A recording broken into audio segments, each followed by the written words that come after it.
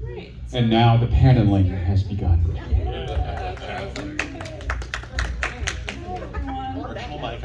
On that note, I'm Beth Verant. This is my first time ever moderating. I've been doing panels for about 6 years, I think, something like that. But I got roped into moderating this year, so I'm going to attempt to do my best.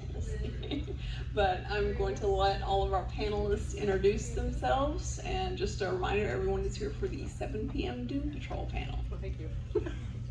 I start at the end, or don't start with me. And gentlemen, yeah, that way and work our way down. So I don't have to go first. My name is Bryan Small. I'm a Catholic priest. What I love is there's a priest and the priest on this panel. Which is which? We have to wait an hour. You have to stay for the whole thing. I'll fight you for it.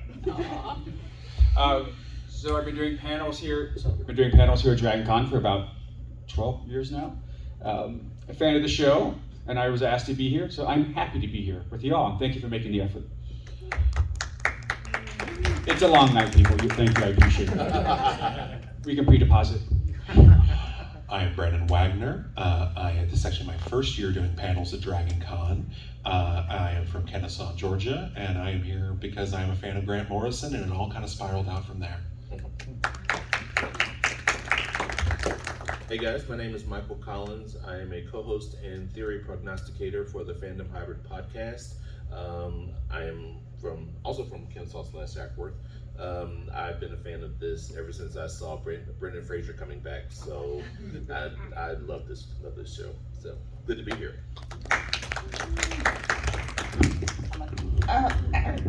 Needs to be longer. There we go.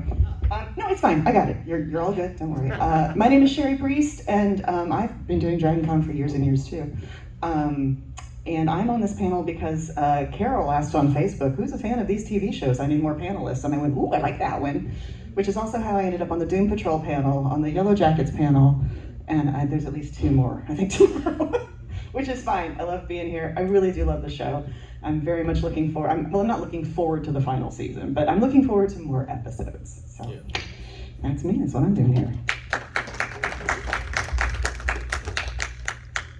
So, the first thing is we're gonna recap. I just want to ask everyone what your favorite part of the series has been so far, the current season. Brendan Fraser.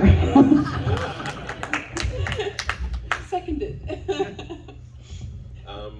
My favorite part of the series is I really like how Vic is kind of coming into being. He's rounding out from getting actually becoming more comfortable with himself instead of wanting to have artificial skin and look like everybody else. He just has to accept who he is and how he was built. So I think that's a really big arc in the series. I'm going to go with Diane Guerrero. I think that performance has been consistently incredible. I think she goes well beyond, she plays off of the other actresses playing the personality, actresses playing the personalities so well, and I think she just gives that performance a life and a lack of condescending. It's a full person. It doesn't feel like this is a person with multiple personalities.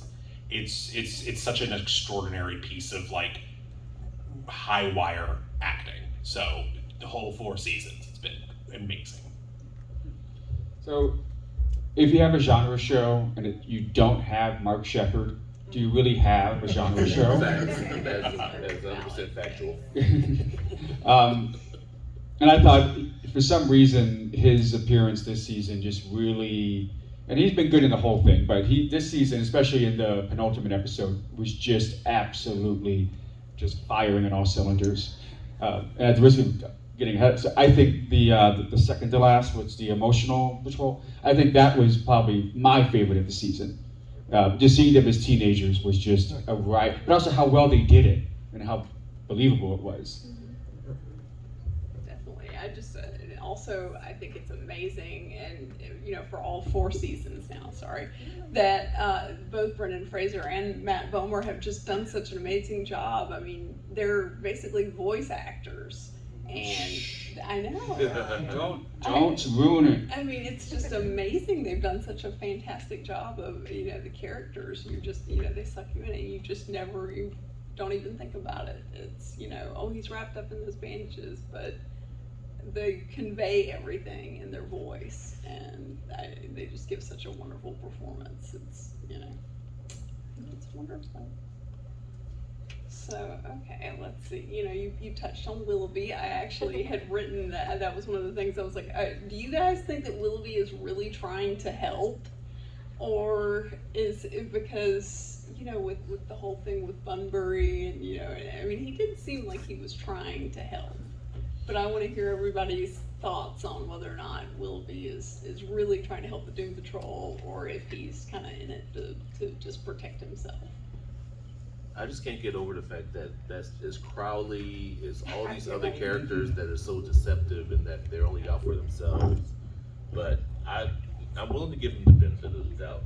But I cautiously am keeping my finger on the trigger just to make sure that it goes the way it's supposed to. Yeah, it's the John Constantine we have at home. That's the literal design of that character. Right. Morrison was not allowed to use Constantine. I was gonna say, I feel like it's screamingly obvious that they wanted to use Constantine and couldn't. Yeah, It really is. Morrison was like, "Can I use Constantine?" DC said no. And Fine, I'll do my own. literally just made, yeah. So I think there's an inherent there's something about his, and I think Willoughby especially is written as a little sleazier even, and a little more like on his own terms. That being said, yeah, I'll agree with Michael. Just he's conveying the best intentions. I don't know if that's just Shepard doing his job, but you know, keep an eye out. Well, that's the problem. He's one of those actors like Eric Roberts, where every time you see him, we're like, oh, that's the bad guy. Yeah. That's the bad guy. Oh my god. So it's very difficult. Until the one time it doesn't. Right. And Shock. like, if this is Twist. the one time, then we'll all be stunned, quite frankly. But I feel like because of the casting, I'm not even qualified to speculate on that. You know what I mean? My thought is that it's the transitional convenience of aligned interest for the moment.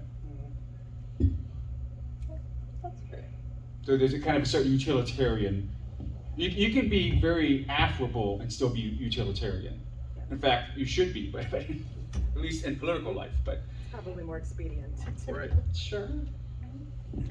Yeah, I mean, I love Mark Shepard in anything he does, so yeah, it was great to see him on Visiting Doom Patrol, and just to figure out, because you just always think there's what's going on in his mind, because you know his characters are always complex. And bad. And yeah. That's true. So I also wanted to touch on the Rita versus Rouge leadership of this season, and just, you know, get thoughts on who you thought did a better job and why. Cherie. Fine, I'm a girl. I'll take the girl question. I'm joking. It's fine. It's okay. No, I gotta admit, I've never really cared for Rita. I think and the thing is, she reminds me so much of somebody I know who I really don't like. And that's not fair, and I acknowledge that, and I honor that, and it changes nothing. So I'm really Team Rouge, quite frankly. I think she's a more interesting character, somebody who, and kind of from the context of someone from a marginalized background in her way for having powers and being in this community, who is suddenly given power, and to watch her turn on that community immediately. And it's something you see in literally every demographic. Like, okay, easy, writers. When one person suddenly gets rich and famous and they stop talking to all of their friends, and all of their friends mean nothing to them anymore, and now they're just popular people. But I mean, it happens in any given group. And to watch her do that and then try to come back from it, but not blithely. Like, she's doing everything she can to atone, to correct. She's trying to apologize with deeds instead of words. And I mean, that is the way to go about it. And I wish her success, and I think she's a cooler character. But I realize that might just be me, so. Actually kind of agree. I think that Rita she's always had the attitude of, like, since she was a star, like, she kind of keeps that air about her. So it's like this is like kind of a spotlight grabbing thing. And it's like, I gotta be honest, I didn't like Rouge when I first saw her. I was skeptical as all get out. but she's growing on me. So I think I have to go that way too. Her redemption arc is being handled very well, I think. It is, yeah. It's also one of those things where it kind of feels like I can see a little bit of the narrative string on this. Yeah. Is you are putting, yes, I think she's doing better on purpose. You have Rita. You need Rita as a character, I think, who has been a little more static than I would like through the course of the show. For a blob, especially. Yeah, right. And I think it's somebody who I think it's a genuinely smart play. I think putting her, now will she grow to it? That's the question. But I do think it's a smart narrative play to like put her in a position where she is having to grow to match somebody rather than, yeah, she's the star. She's always been the star. Right. What happens when you're replaced by somebody who's better at it? Well, and that's the kind of the polemical crucible, is that that's the tension of, because in a lot of ways, Rita's worst enemy is herself. Right. And there's always the perception of what she thinks she's supposed to do as opposed to what her more, whenever she's more instinctual and true to herself are her better moments. But when she gets so caught up in that dichotomy of should and could, then she trips over herself again and again. Right. And so she needs that more external tension to, I think, move her along from an arc standpoint. My husband and I were talking about it one episode, and of all the ridiculous things to pull out of his ass in this moment, my husband goes, attention for her is Angelina Jolie's tattoo. And I'm like, I'm sorry, what? So Angelina Jolie has a famous tattoo, and in Latin, I forget what it says, but what it means is that which nourishes me destroys me, or consumes me. And attention for Rita is the same way. She needs it, she feeds on it, but it corrupts her 100% of the time. It's bad for her. She's not a good leader. She's not gonna rise to this occasion, and she hasn't. And I think that is consistent and appropriate narratively, but it doesn't make me like her any better.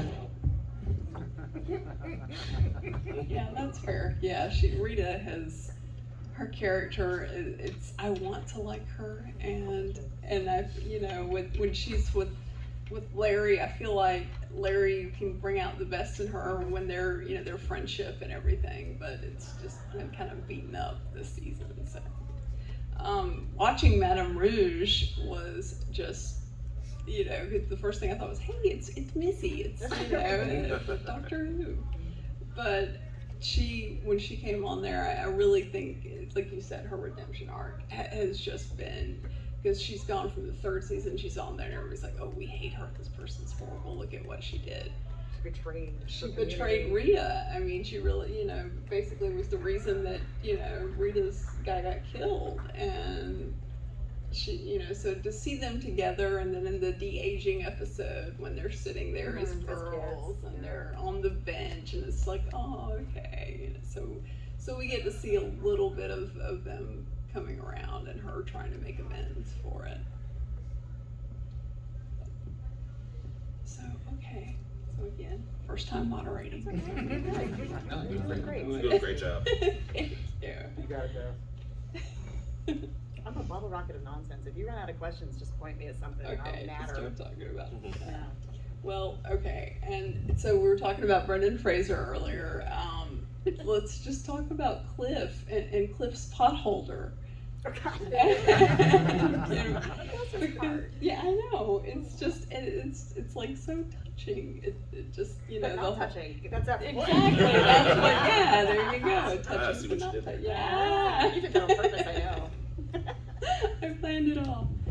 But I mean, watching him do that and the whole thing about with the potholder, and then, nope, I'm not going to touch anything. It's like, well, but you're touching this potholder. Right. But it's just, the thought of why he wants to do it. He's being sweet. He wants to do it. So I just would like to hear everyone's thoughts on Cliff this season. Okay. I'm a Gen X lady who grew up on Brendan Fraser, okay? Like, I would watch literally anything. I watched Encino Man for Brendan Fraser, okay? I would tune in for... No shame, it's Dragon He's like fly the flag. Exactly. Well, he's like Tim Curry for me. I watched freaking McHale's Navy for Tim Curry, okay? Like, I'm not proud. Like, that's a low moment for me. That's why I'm throwing it out there. We're vulnerable here. Yeah, and then he went away. And then he came back physically changed, as we all do over 20, 25 years, and got a lot of garbage about it. And then the profile came out where it turns out, oh yeah, no, I was being groped and manhandled by the head of the Foreign Press Association, and didn't know. He handled it exactly the way any given starlet does of, oh my God, I don't know what to do, I'm just gonna go away, or try to power through this, you know, and that was an interesting thing to watch happen in public, and I'm so glad he's getting his second act. I think he's so talented and so good. And listen, I hit puberty with a Mummy, and by the time it came out, I was like 25. Okay, everybody in it. But it's so good to see him as Cliff, and I do think that part of it is because he wanted to hide a little bit still. He had not been acting publicly for a while. He's heavier now. He's not the air quote sex symbol that he was, and he knows how the world works, and he knows how people talk. And I think this was a way for him to kind of step back into the waters, not exactly risk-free, but kind of mitigating some of the things he was afraid of.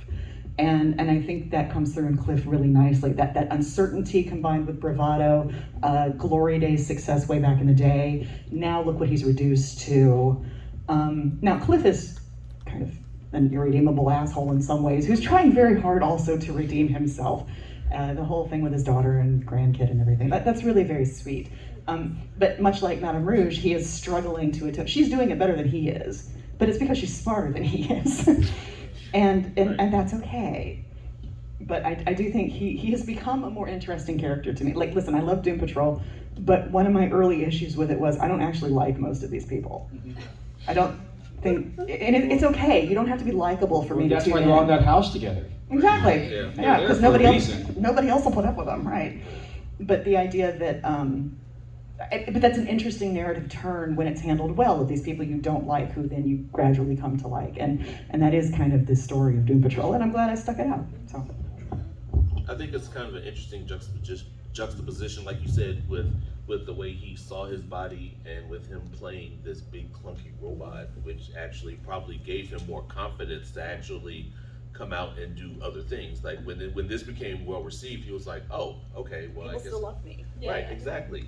So, and I think that his whole arc in this series has been incredible. I mean, from actually seeing himself, like from the memory, the throwbacks, and then like him actually seeing himself as a person again. It's just like he's really grown a lot as a character. I mean, he was my favorite anyway, just because like I'm Gen X like you. Yeah. It's like, I mean, it's Brendan Fraser. Of course I'm gonna watch it. But it's like, obviously. but yeah, I mean, I really love how his character is. And he still has some room to grow, but I'm glad he's on the path that he is. Well, and I think we're going to talk about Fraser as an actor, especially in this. First of all, I'll put down that this last season is the best performance he gave in 2022. Gen X over here, give or take, around the same. Surprisingly, I am 29. Oh, Jesus. Yes. I stand corrected. Well, Right. I don't see very well in my defense. In my defense, Did you just Kevin Hart, Dan? No, honestly, I did not. honestly, I'm flattered. But I Very poorly. think no, I look like 35. That's how I got most of my I was notes. thinking like millennial, elder millennial, maybe. Yeah. Yeah. No, that's rough. Close enough. That being said, yeah. So Fraser, I think as an actor, I think Robot Man Cliff has been such an interesting role for him because, you know, you talk about the sex symbol aspect, and yes, it's there. I saw George of the Jungle. But what is so important when is it really gets into, I think, what is interesting and what made him a movie star and what made him an action star, what made him compelling, is when stripping away all of that from him, it's solely voice. And I know Shanahan is doing most of that body work, but you know, Fraser gets his time, and there's certainly like a lot of voice meets person in suit performances. Mandalorian. There is a lot of time spent together to kind of merge the two people into one performance. So I really, you get that vulnerability, but you get that humor. I mean, that was what Fraser was as an action star. He was funny. He still has that charisma. Yeah, there's something compelling about hearing him talk. There's something compelling. But it's that franticness, that like, okay, mommy's over here, sure, let's go. So I think it's been really it's been really interesting to see him get to do all that without him being on screen, without his face, without his eyes, without his his very distinctive eyes. That's a really fascinating thing to see. And again, I said it, but I'll put it back down. 2022, the best performance he gave in 2022. Wait, I'm trying to think. Yes, 2022. Yeah. The whale. I haven't seen it. That's the one thing I've skipped for him. All of that, Oh, yes. okay. Yeah. I guess it would have been not. I guess the question is Cliff ever going to grow up emotionally? He's trying, and that's, I think, for me, what I experienced is one of the differences between an adolescent mindset and an adult mindset. And an adolescent believes that good intentions is all you need. Mm-hmm. And as long as you have good intentions, you're not responsible for anything that happens. Right. And that's kind of been part of the, when you kind of have to mentor people, is to get them beyond that step to say, it's intentions, yes, but it's really more follow through. And the problem with follow through is that it's mundane and boring and banal. It's laying tile, but that's the only way you get the mosaic done. And Cliff in his immaturity will never figure that out. I mean, the question is that, do you have to kind of accept that's just who he is? Well, I think it's interesting, all these characters. I mean, this is a show about people who have, it's a show about, all of these disabilities, these things, but it's about these traumas, these points in time that they're almost locked into. Cliff, in a lot of ways, is forever locked into who he was the day of that car accident. He can grow and he can change, but he spent a lot of time there. Right. He's gouged by it. Yeah, so I think there is a degree to which this is a show about moving past that moment in your life. Are you like Jamie Lee Curtis talking about trauma at Halloween press conference? No, because I'm in more than 15 minutes of this. I think it goes two ways. I think at some point you have to realize that a person is who they are. He's gonna be like the way he thinks about, he kind of has a one-track mind about a lot of things. But then it's like you hear him. You hear the emotion in his voice when he actually cares about something, and you're like, okay, well, maybe he can grow a little bit from here. It's just like you kind of have to give him a little bit, and then when he takes it, give him a little bit more. Just not be like, okay, now be mature. And he's like, whoa! No, it's not gonna work like that. Well, it doesn't come naturally to him, and he kind of reminds me of, a guy my husband works with recently got fired. And I realize that sounds like a segue, but hear me out. This dude, perfectly pleasant dude, means well all the time, but he's one of these golden boy white guys who came from money, who has failed up his entire life, and he never, at any point, has had to adjust his behavior. And he's been fired from job after job after job, but he has family money, so it's not that big a deal to him, And it's all stuff that is totally manageable and correctable. And he just can't be bothered. And maybe at this point, so I'm 48, this guy's my age. And at this point, that's gotta be hard to change. On the one hand, well, good for you, that must be nice. But on the other hand, when you need for that person to grow up and stand up and be the person you can rely on, that does not come naturally to them. They've never had to do that. And it is a bit of a struggle. And the Doom Patrol people have a lot more patience with that than I tend to, because I did not like this man and I was glad he got fired. But there's something frustrating about that, and that tension is frustrating to watch with him. And honestly, if it had been anybody other than Brendan Fraser, who I have such a soft spot for anyway, I think Cliff would probably be my least favorite character and the one that I was least interested in pursuing. Yeah, I could definitely see that. Cliff is, they make it, you're not supposed to like him, but Good job. Just does, exactly. I mean, he just does such a great job with it that you do. And now we're getting to see him. Okay, let's see. I'm trying to figure out which part to talk about next. Oh, with Cliff, since we're talking about Cliff, the episode where Madame Rouge takes over leadership, and she decides that, they think that they're all going to regroup and do something, but really she's just taking Cliff out to get something done because she only needs one person to get it done, and they don't need the whole team, so she can just take him out, and they go hunting down Darren Jones. So, do you think that was the best way to do it? Just, get him out by himself and say, okay, you're the only one I need for this. I don't need everybody else. I mean, Vic's powers aren't even there anymore. So what, does everyone need to come? Or do you think that was the best way to handle it that she did? On the one hand, it was the right call because it was effective, and she's an effective leader. On the other hand, it was not the right call because it was not right for the dynamic of the group.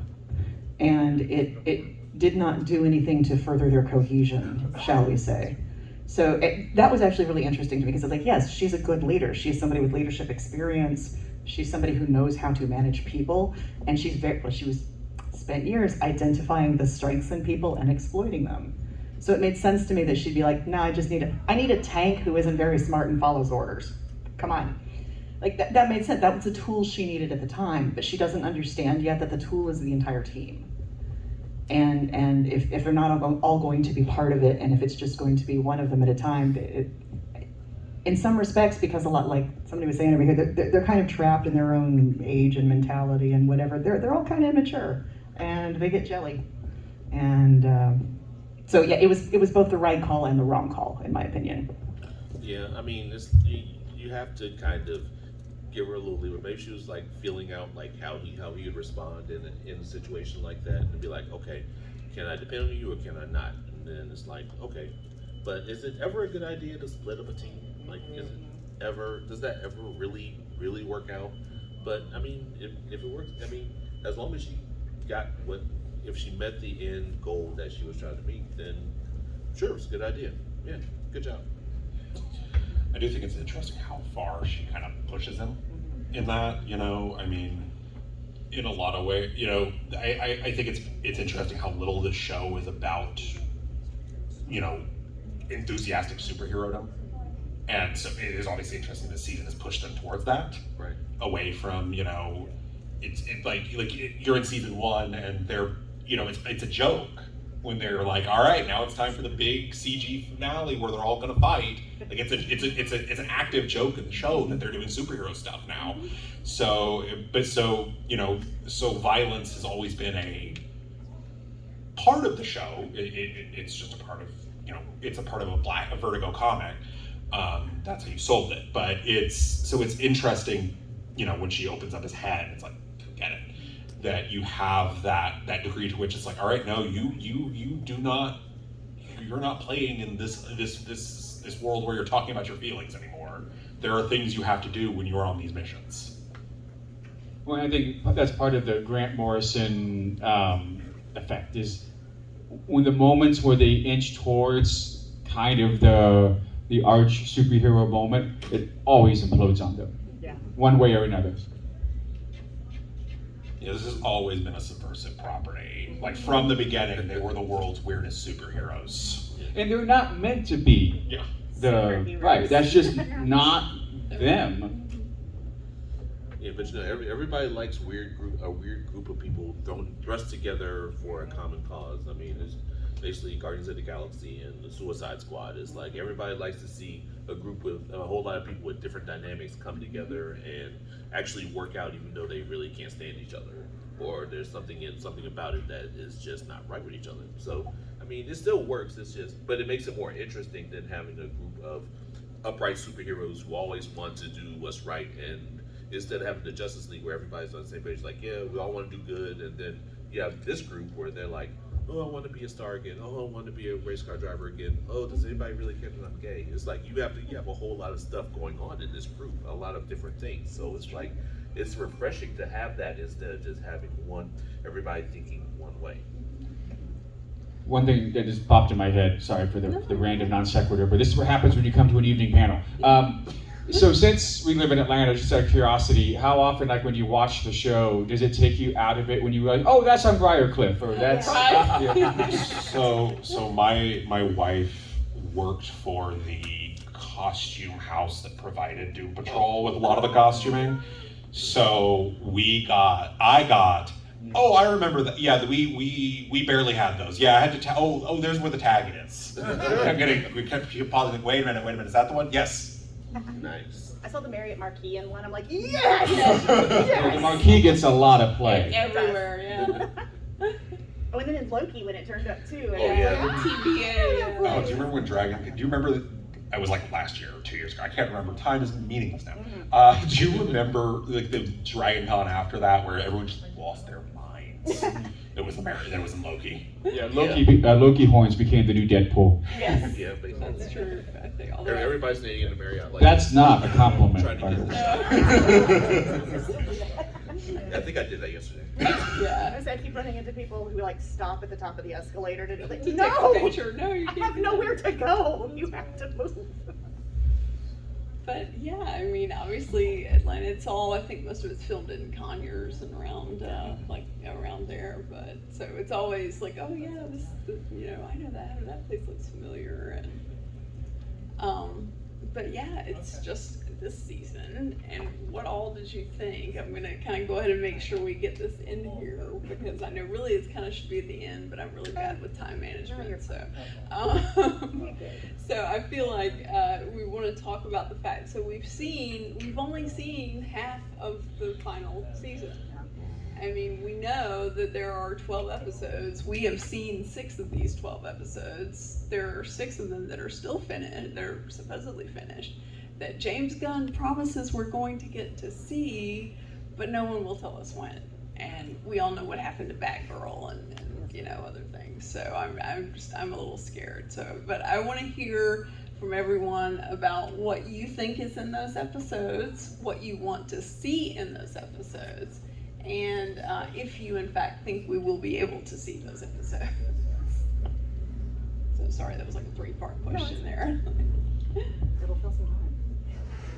I hope so, because a lot of things, especially like TV shows, there are a lot of, especially in the comic genre, that don't get finished. Like they'll stop them like at a point where you're like, what? And it just like you lose everything. It's like especially during COVID, it's like they stopped a lot of things mid halfway through, and you're just like, oh my God, can you just please just do a 2-hour finale and tell me what happened? Then I can be fine. But I think it'll come back just because I mean it's James Gunn. It's like James Gunn will figure out a way. I mean, who doesn't want to see a werebutt running around? Right, Like, exactly. so I'm sure it'll come back. I mean, they have to, if for anything else, just to wrap up loose ends and be like, okay, there you go. What would you like to see in the second half?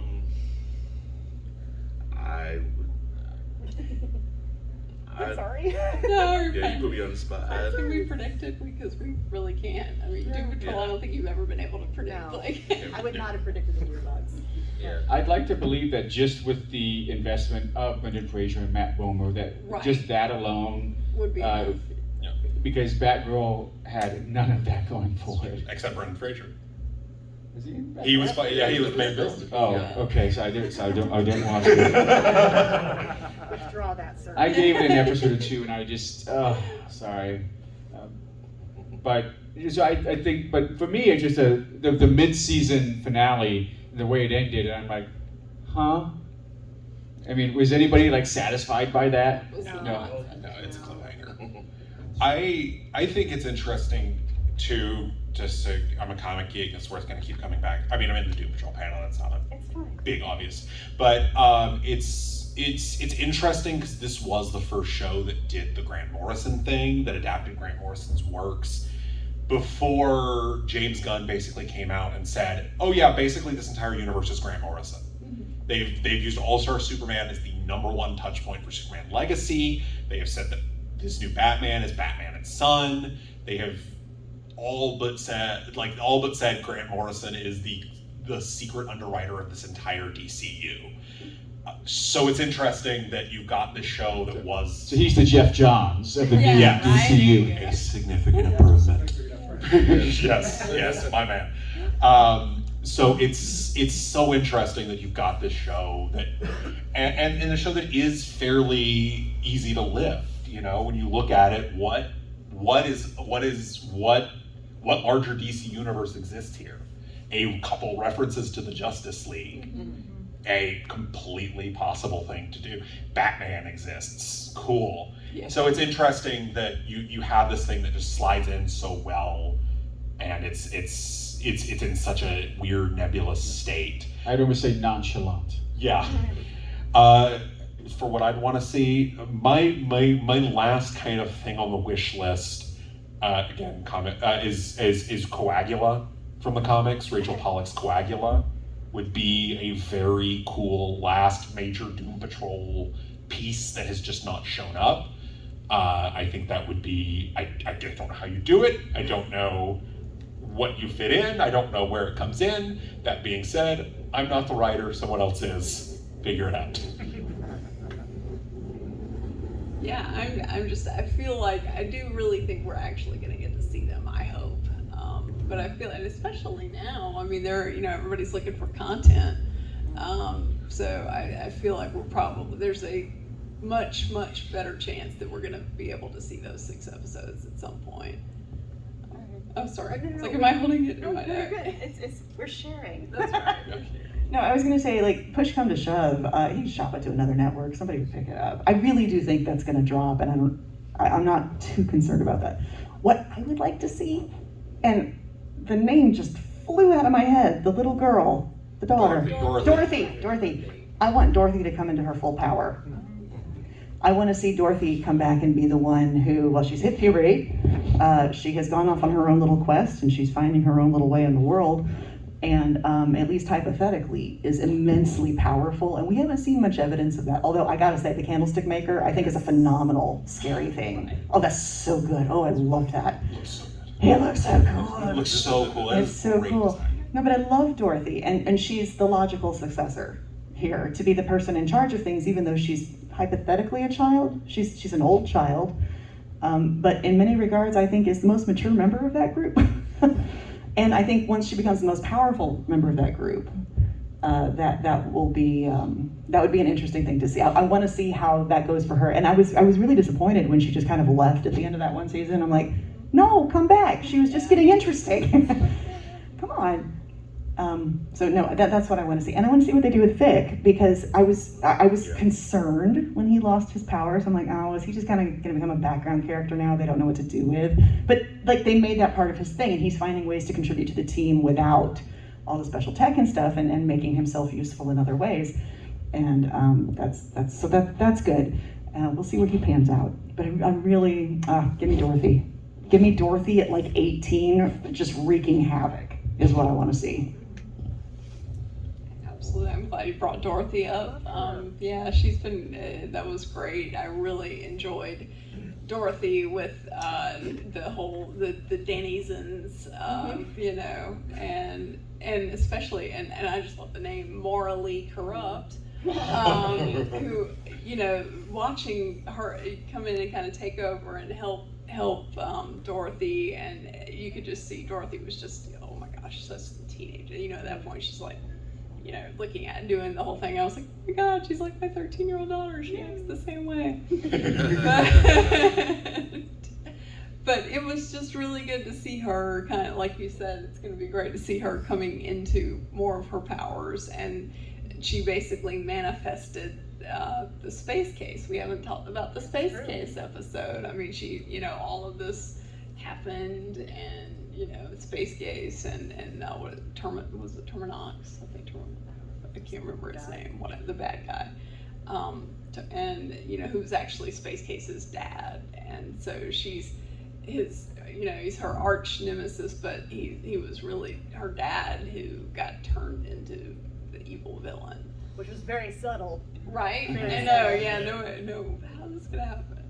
But it was another fun episode. It just seems like a lot of the episodes this season were they would just go and have something totally self-contained, and it didn't apply to the one that was, before that or after it. Which I think in some ways I thought season 2 was barely okay for me.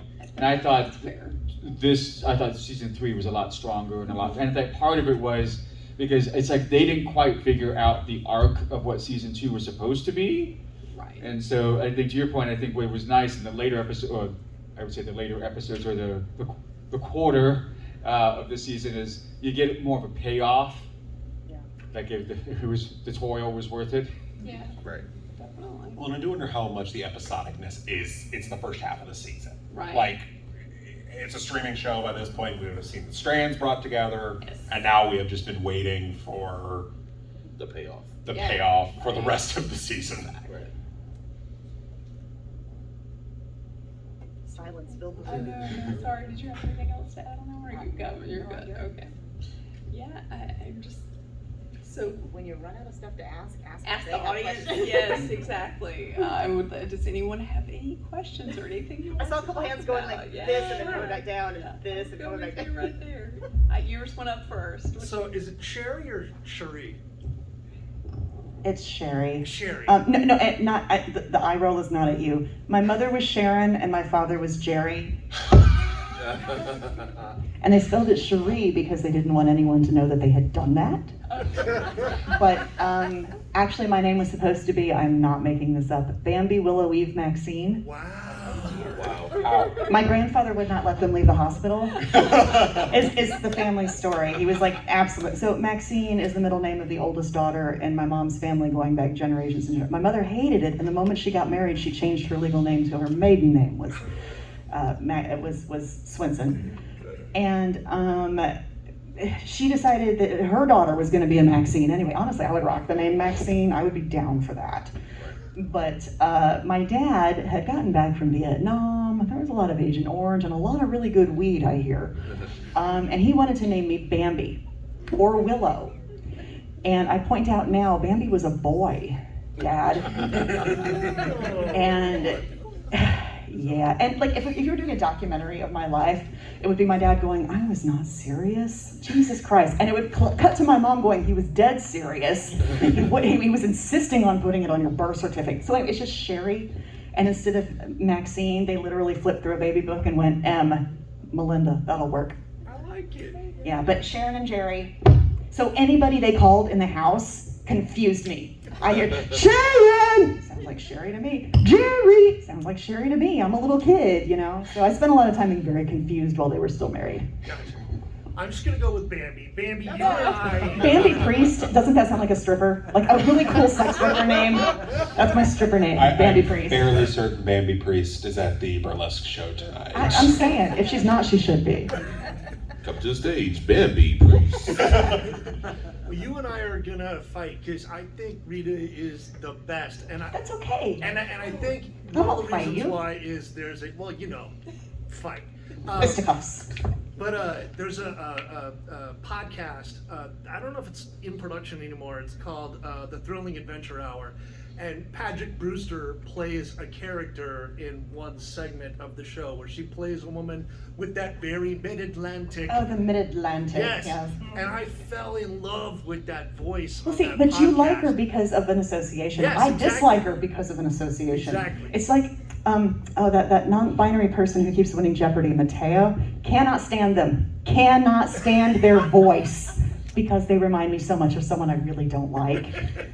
And I realize that's a me thing. That's not a them thing. And just like my dislike of Rita is not a Rita thing. It's really more a me thing. And I'm at peace with that. It's fine. But the funny thing was, Dorothy is by far my least favorite character. I don't get it. What do you have against little girls? But it's So you hate little girls and dogs. But is she? What is she? Like, I know that she's She's a badass. sir. Forgive me, I'm the guy who always goes, you know that one guy who has the thing? I don't remember anybody's name, but the guy who started the whole... Niles. Niles. Yeah, Niles. So I know that she is Niles' daughter, but what is she? Is she It's what is she? if I remember this, yes, but if I remember this correctly, Niles basically falls in love with what is implied to be a Neanderthal of some Yeah. sort, like a living Neanderthal. Yeah. Yeah, so it's kind of it's I think the comics go a little different direction. It's a little more of a mutation situation. In the show, it's supposed to be she's half human, half Neanderthal, I think is the basic idea. For whatever it's worth, archaeologically speaking, that's proven to be much more the case now than they thought, 10, 20 years ago. Yeah. Is that it wasn't that one ended and the other began, that there was probably a much longer period of commingling. So there probably genuinely were some people who look like Dorothy somewhere in the distant past. And now that you say it, I remember that whole thing. Yeah. But honestly, the whole thing felt like a Geico There was commercial, a I'm sorry. cave. It does I have said the caveman. Like, That's right, that moment of, sorry. That moment of turn where she's been his captor and then suddenly there's a sexy shoulder. And then he remembers he's Niles. And yeah. Thank you. Yeah. Absolutely. Okay. No, this guy is. Yes. Well, I didn't even catch this until you guys started talking about it, but I realized that every single character, Doom Patrol goes back, I read the comics, but they were weird by comic standards. Every single one of them that they put together, this timeline has a daddy issue. Yeah. A serious daddy issue. Your Brendan Fraser character is the face of it, but Dorothy is the Luke Skywalker Jesus analog where she comes back. She has the most powers of any of them. So that was the only thing I could, until you started talking about every single one of them, they all have a daddy issue. Yeah. It's funny because I was on a Guardians panel earlier and the exact same thing comes up. It seems to just be quick shorthand. Like Yeah. how do you screw it up? Their dad sucked. Yeah. So maybe it's a Jim Gunn thing, because Peacemaker. Right. Oh, Yeah, daddy Peacemaker had issues. huge daddy issues. To be honest with you, I mean, comics are littered with people who have issues with their fathers. That is just. If we got better at this country at teaching at like men's mental health, the comic industry as we know it would collapse overnight. It would be you just see that entire comic and pop artist alley bankrupt instantly. Any more questions? Yes. Oh, yeah. Yes, you! So I got this running theory right now that since it was announced so long ago that DC was going through these changes and stuff, I'm pretty sure, or I've thought that maybe the writers for Doom Patrol have taken that time to sort of shift gears a little bit on how they want to conclude it, since I'm pretty sure initially they had planned out another season, after 4. So I'm wondering now if everything's going to be a little more conclusive, and they only have 6 episodes to do it now. Anyways, my question is, what do you think the likelihood is of bringing back some favorite characters like Mr. Nobody from season 1? Yeah, that'd be great. I think that would be great to see him. Yeah. But I think the thing is, I mean, we know, like, James Gunn has said it's going to be a satisfying ending, so I'm assuming he's seen it in order to say that, so. That doesn't make me feel I better. don't know. Flash was a great movie. Well, Mistakes were made. but yeah, I mean, I think that'd be great. I don't know that they want to go back and bring Alan Tudyk back for that. I think it'd be great to see him. But did they know? I don't think when they were filming these 6 episodes, I don't think they knew that it was the final, like, that's it, the show's over. So we'll definitely be curious, to see what happens. But I'd always love to see him. Anything he's in, he's great. So. Yeah, I know it wouldn't make much sense, but Right. Comic book fan service kind of thing. Exactly. That's right. I got nothing. I've talked enough. Good on questions. We're good on. Where's that? Yeah. We actually do not have points deducted if you don't go the whole hour. I know, right? It's Just like we saying, have you 2 just- minutes left. Anyone else? Can I ask a stupid question? Yeah, there are no stupid questions. Oh, there Well, I are, came but in- yours probably won't be. Maybe it's just some stuff to chew on. I came in because I'm a Doom Patrol comics fan. I've never seen the TV show. right on. Okay. And, even though it's not finished, is it worth watching if you love the comics? Yes. Yes, Absolutely. I will say I came in the same way as you. Yeah. I started with the Grant Morrison stuff, moved to Pollock, then I did Way, and then I went back to the Silver Age. It is again until I see Legacy or until I see Batman: Brave and the Bold. It is the only thing that feels like it gets to what makes Morrison work. It is unabashedly strange. It has its narrative logic, but it delves into its characters. It is just the gayest thing on television. Well, positive. But if the things that you love in the comics are absolutely 100% all over this show, and that was the thing I was really blown away by when I started it, was, oh my God, it's like, my wife was doing all the of the, oh, I remember that costume. I was doing the, oh, is that the painting that ate Paris? So, tit for tat. I told you it wasn't a dumb question. Thing was done on purpose to throw back to the gold and silver age. Yeah. Oh yeah, we haven't even talked about Flex Mentallo. I love it. Oh, the Flex Mentallo. Oh my God. She was putting it for comedy. Oh God, Flex Mentallo. Oh. And for the ladies. Oh. And the husbands, straight Also- men. Well, yes, no, Flex. Oh my God, Flex. But but it truly is. I cannot describe to you how quickly I lost my mind when I realized where that was going. When I had to explain to my wife Flex Mentallo, and you will never sound like a giant, bigger comic book nerd. It's like, okay, so he's this guy who comes off this old comic book advertisement, and he can change the world by flexing his muscles. Fun story. Yeah, fun story. The orgasm scene. Yeah. My wife was not paying attention. Oh, God. Looks up at the. I have the sound bar on. She's like, "What?" And it's like, he's giving them orgasms. He flexed the wrong muscle, and she's like, Or the right muscle. And this just underscores that there are some shows that you can watch and scroll. Doom Patrol is not a show that you can watch and scroll. "No, it's Or scroll and watch. honestly, it's barely bingeable. I had a hard time That's going." true. I was rewatching the last 6 episodes again before in preparation, and it was no, you can't do anything else. Yeah. You have to stop, watch that, and I can do like one a night. yeah. Yeah, you have to sober watch it. Oh, God. Sorry, was that out loud? Ish, adjacent. Listen, weed is legal in Seattle. And I'm saying, you don't have to be totally sober to watch No, the no, show. no. And I In was fact, you may get more enjoyment out of it. like, Unfortunately, it makes it more connective. It does, honestly, but I agree with the binging thing. My husband and I have this thing where, like, on the in the house nights, we're not going anywhere. We watch one thing that's an hour, 2 things that are short, so that, like, if we're old and tired, we can just stop at one thing that's short and go to bed. Well, the nice thing about watching Doom Patrol High is that you can really watch the same episode 6 times. Oh, instead of exactly. watching it all. You really delve into Exactly, and then you get talking about it. No, but for me, my rule of thumb is if it's TV, so it lops off my short-term memory at the knees.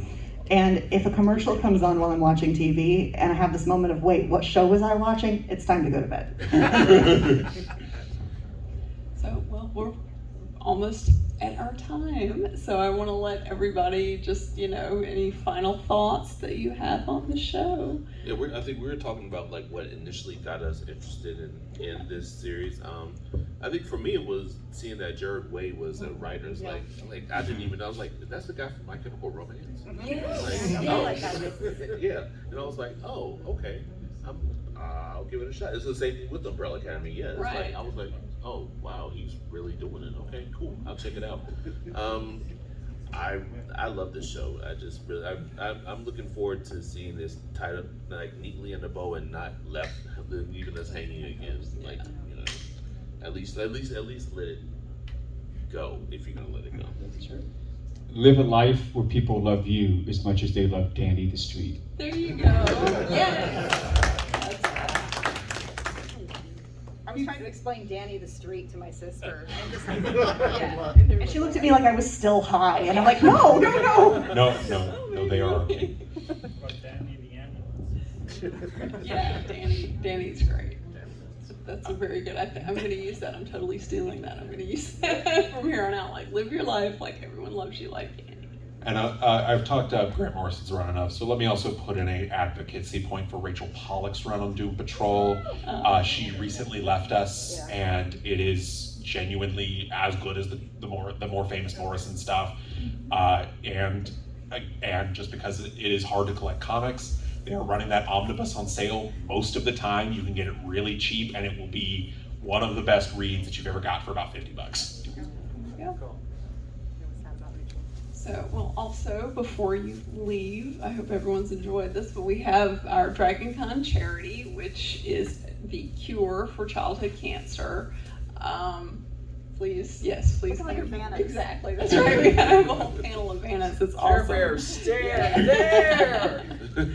So please, it goes for a wonderful cause. We come out, we have a good time, and we raise money for a good cause. So, but that's our panel, and I hope everyone's enjoyed it. Thank you so Well much for done. coming Thank out. And your kindness, if we're like Uber drivers and Lyft drivers, 5 out of 5 would be appreciated. Thank Yes, you. please rate us. That's right. Great. I'm so sorry. I forgot Anything to less say than a that. 5 Please is a rate. 0. Exactly. Yes. Please rate us in the app. So. Say nice things about us, or say nothing. Yeah, there you go. Okay. So we. Yeah. Thanks,